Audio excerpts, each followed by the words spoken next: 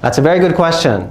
One of the most common misconceptions that we hear, especially while everybody talks about video as a kind of as a prevalent format.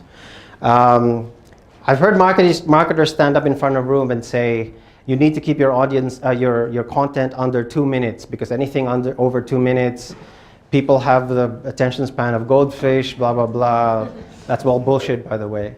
And I'll show you why it's bullshit. The biggest movie of the year so far is Avengers Infinity War, right?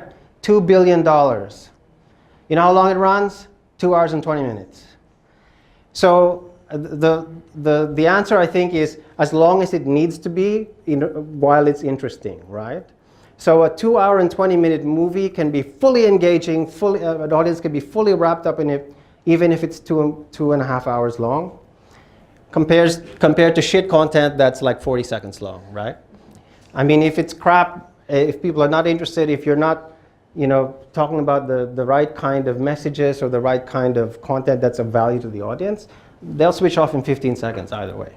I think the problem when people say that there is a maximum length that you need to make the content is that there's different kind of content for different contexts, right? So for example, one of the ways in which I find pre-roll in YouTube, for example, or even short video on Facebook useful is when you use it to lead somebody to the actual piece of content, right? So maybe your content is 10 minutes long, and you run a 30-second something in that shorter format to call attention to the fact that there's a longer video. But the mistake is to think 30 seconds is the maximum, right? That's as far as you should go.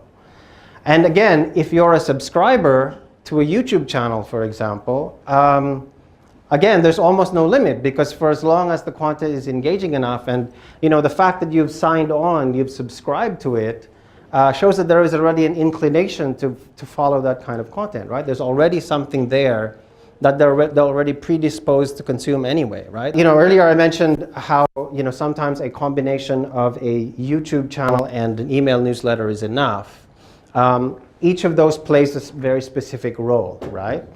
So very often, the YouTube channel may not get you the actual conversion, but the newsletter will, right? It kind of like reinforces it. So the YouTube content will say, here's why you should keep following me, here's why the content is so interesting, here's the value you can get, and then the newsletter then kicks in for like, and here's why you should buy now.